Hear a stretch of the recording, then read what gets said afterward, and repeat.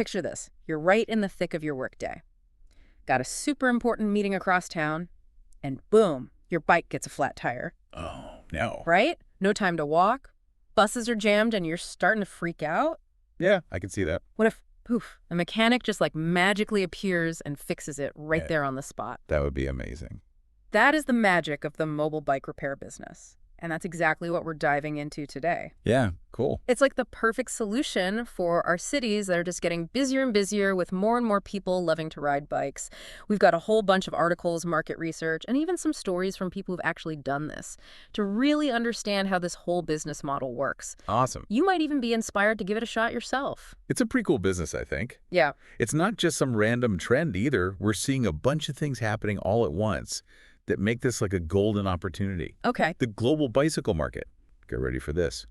It's on track to hit like a massive $100 billion by 2028. Wow. That's a lot of bikes Yeah. that need some loving care. And a mobile service gets right into that market Yeah. in a way that's super convenient for people. Okay, $100 billion. That's a huge number, but is that really turning into people wanting repairs on the go? Absolutely. Mm-hmm. Think about it. Mm. Who wouldn't want their bike fixed right where they are? Right. Whether it's outside their work, their apartment, or even like stuck on their favorite bike path. That's true. This is a business that really gets that people's time is precious. Yeah. Plus, the money you need to start is way lower than setting up a traditional bike shop. Okay, so let's say someone's pretty handy with a wrench, and they're kind of dreaming of being their own boss. What's the first step to get this whole thing rolling? First things first, you got to have a solid plan. Okay. This isn't just about grabbing your tools and hitting the streets. Who are you going after? Right. Are you focusing on the busy commuters zipping around the city? Uh-huh. Families with kids' bikes, always needing a tune-up? Yeah. Or maybe you want to specialize in fixing those fancy e-bikes. Oh, that's a good idea. Figuring that out will help you decide what services you'll offer, your pricing, and even what kind of vehicle you need. Speaking of vehicles, that's something I've been wondering about. Yeah. We've all seen those cooled cargo bikes Yeah. with all the tools all organized. But wouldn't a van give you way more space Right. and keep you dry when it rains? That's the big decision. Yeah. A van is like having a whole workshop on wheels. Yeah. Great for tougher repairs or carrying a bigger stock of parts. Yeah, that makes sense. But you're right. In a city that's packed, a cargo bike Mm-hmm. or even a scooter with a trailer lets you zip through traffic park easily and get to your customers faster. Oh, I see. Plus, it shows you care about the environment, which can be a big plus for some people. True. Okay, so we've figured out our customers. We've got our ride picked out. What about the money? How do you actually price these mobile services so they're competitive? Research is key here. Check out what other mobile repair services in your area are charging. That'll give you a starting point. Okay. Then you can think about different pricing levels Yeah. based on how tough the repair is. Maybe a basic tune-up is between 50 to 70 bucks. Fixing a flat tire is around 20 to 30, Right. and a full overhaul, which takes way more work. Yeah. Could be anywhere from 150 to 200. Okay. You could even charge a little extra for specialized stuff like e-bike repairs or working on vintage bikes to really tap into those niche markets. Now, those are numbers I like to hear. It's starting to feel like a real business coming together.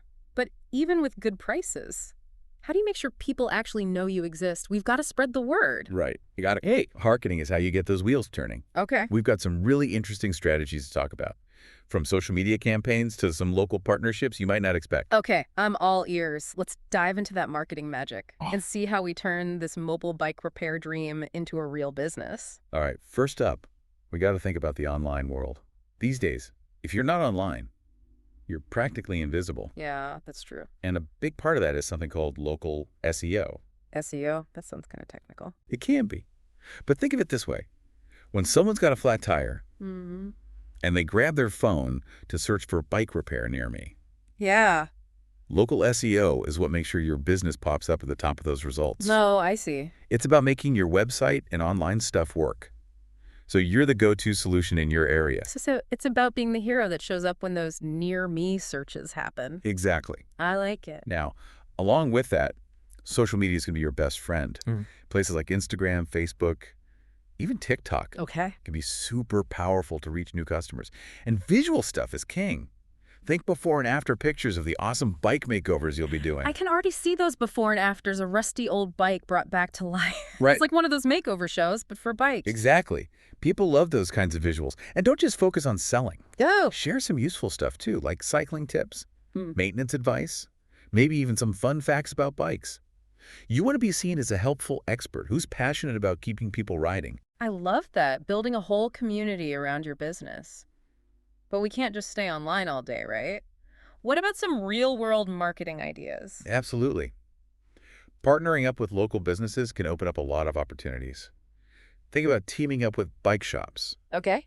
They might have too many repairs and need some help, or have customers looking for mobile service. That makes sense. Coffee shops are awesome for hosting pop-up repair clinics. How cool. You could even partner with delivery services that use bikes. They always need maintenance for their whole fleet. The possibilities are endless. Hold on, a pop-up repair clinic at a coffee shop. Yeah. I'm picturing it. People sipping their lattes, watching you work your magic. Maybe even grabbing a business card for their next tune-up. Right? That's brilliant. It's all about getting noticed, creating some buzz, Mhm. and making those face-to-face connections. Hmm. Another good way is going to local events, like cycling festivals or community fairs. Okay. Offer quick repairs, hand out flyers, Yeah. chat with people about their bikes. It's all about building relationships and Yeah. showing off what. I love that. Being out in the community, talking to people, showing them how much you love bikes. Yeah. It feels way more personal and real than just putting ads online. And don't forget about giving people a little something extra. Okay. Think about discounts and loyalty programs to get new customers and keep them coming back. Like what? Maybe 10% off your first repair, Uh, or a free tune-up after 5 paid services. Smart, rewarding loyal customers and getting people talking about you. It's all coming together nicely. But before we get too carried away with this dream of a booming business, let's talk about the potential problems that come with doing this mobile thing. Good point. It's not always easy. There are definitely some bumps in the road we need to be ready for, and we'll get into those right after this. Okay, so we've got our marketing plan all set, our social media is looking good, and we're ready to hit the streets. Yeah. But let's talk about the big thing that everyone's thinking about. The potential problems. The roadblocks that might come with running a mobile bike repair business. Yeah, you're right. One of the biggest challenges, especially in a busy city, is traffic. Oh, yeah. Getting from one appointment to the next, Uh-huh. finding parking, especially when you're carrying a ton of tools and parts, Right. could be a real pain. I'm just imagining myself stuck in rush hour. My cargo bike loaded up with wrenches and inner tubes. While my next customer is texting me every 5 minutes, like, where are you? I can see that happening. Yeah, good look. That's why choosing the right vehicle Hmm. and planning your routes is so important. Okay. In some cities, a cargo bike or even a scooter might actually be better than a van. Right. They can squeeze through traffic, Hmm. and they're way easier to park in those tiny city spots. So it's all about being smart and maybe getting a little creative with how you get around. Exactly. Maybe even investing in a good GPS to help you avoid those traffic nightmares. Definitely. And along with traffic, you got to think about the weather. Right. Rain, snow, extreme heat. All that can make it tough to work quickly and safely. Yeah. I hadn't really thought about that. Fixing a flat tire in the pouring rain Yeah. doesn't sound nearly as fun as that coffee shop pop-up we were talking about. Right. You're going to have to think about the weather when you're scheduling. Okay. Let your customers know if there might be delays, Right. and maybe even get some weatherproof gear for you and your tools. So rain or shine, we're out there keeping those bikes rolling. Exactly. But what about all the parts? You can't carry every single part and tool with you on every call, can you? That's true. Space is definitely limited when you're mobile. Yeah. You'll need to focus on stocking the most common things, Okay. like inner tubes, chains, brake pads, the stuff you use all the time for those everyday repairs. I can see how that could be a problem. Mhm. Running out of inner tubes in the middle of a busy day Yeah, that would be bad. would not be good. That's where those local partnerships we talked about come in. Oh, yeah. Having a good relationship with a nearby bike shop or supplier can really save you. They can help you restock quickly when you need something specific. It's like having your own pit crew standing by to get you back in the race. Exactly. But even beyond those logistical things, there's the people part too. Right. Dealing with customers, managing expectations, handling those tricky situations. Yeah. Dealing with people can be the hardest part sometimes. Absolutely. You're going to meet all kinds of people out there. Right. Some customers will be experienced cyclists who know exactly what they need. Yeah. Others might have no clue about their bikes. I can see that. You might run into people who are stressed, impatient, or even upset. So I guess patience and good communication skills are going to be super important. Definitely. Being able to explain repairs in a way that anyone can understand, Mhm. managing expectations, and maybe even teaching them a little bit about their bikes along the way. Exactly. And never underestimate the power of just being friendly and positive. Right. Going that extra mile Right. to make a customer happy. Yeah. Even if it means spending a few extra minutes talking to them about their bike. Yeah. Or giving them a helpful tip Right. can really help build loyalty. It's about making that personal connection, building trust, Right. and showing that you're not just some random mechanic, but someone who really cares about bikes and the people who ride them. Exactly. Speaking of caring, let's shift gears for a minute and talk about the bigger impact this kind of business can have on a city. Okay, yeah. You mentioned something before about sustainability and being a change maker in the city. What did you mean by that? Well, think about this. Every time you help someone get back on their bike, you're potentially taking a car off the road. Well, that's a good point. That means less traffic, cleaner air, Yeah, a healthier environment for everyone. it's like this ripple effect of positive change. And Each bike you repair helps create a greener, more sustainable city. by making bike repair easier and more convenient, Uh-huh. you're encouraging more people to choose cycling instead of driving, Right? which means we rely on cars even less. So we're not just fixing bikes, we're helping to change how people get around, promoting a healthier lifestyle, and contributing to a better future. That's pretty cool. It is. And there's even more to explore when it comes to the money side of this business. Oh, Can you actually make a good living doing this? yeah. That's the question. That's what everyone wants to know. Yeah. And we'll get into that right after we talk about something else. Okay, so let's get down to the real question here. Yeah. Can we actually make a living doing this? Right. Like, saving the planet is awesome and all, but those bills still got to get paid. That's the question everyone's asking. And Oh. the good news is, yes, you totally can make a decent living with a mobile bike repair business. Remember those prices we talked about? Yeah.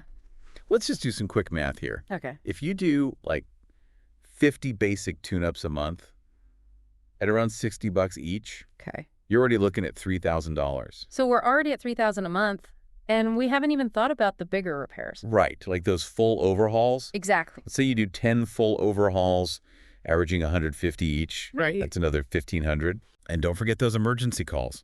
Even if you just do 15 a month at $30 a pop, Okay. that brings your monthly total to $5,700.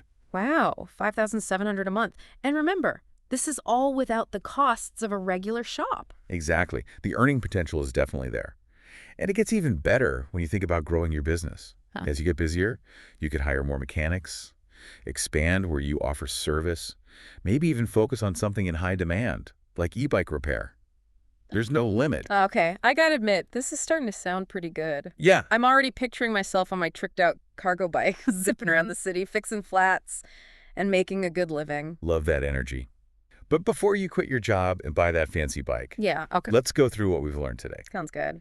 What are the main things aspiring mobile bike repair entrepreneurs should take away? First off, the mobile bike repair business is booming. It's all thanks to more people cycling in cities. Right. And the need for convenient on-demand services. Right. The low cost to start and the potential to earn a lot make it a really attractive business. Yeah. Especially for people who are passionate about bikes. We also learned that it's not just about grabbing your tools and hitting the road. You need a good plan. Right. From figuring out who your customers are, to choosing the right vehicle, and setting competitive prices. And of course, we can't forget about marketing. We talked about a bunch of strategies, from using social media and making sure people can find you online, to teaming up with local businesses and going to community events. We also talked about the challenges you might face, like dealing with traffic, crazy weather, managing your inventory, and being good at customer service. But we also learned that there are ways to handle all of those things. Exactly. And finally, we did the math and realized that you can definitely make a good living from this business. But it's not just about the money. Right. It's about offering a valuable service, helping the environment, and making your city a better place. So it's not just about fixing bikes. It's about fixing how we think about getting around in cities and making things healthier and more sustainable. Well said. Thanks for joining us on this deep dive into the world of mobile bike repair. Until next time, happy cycling.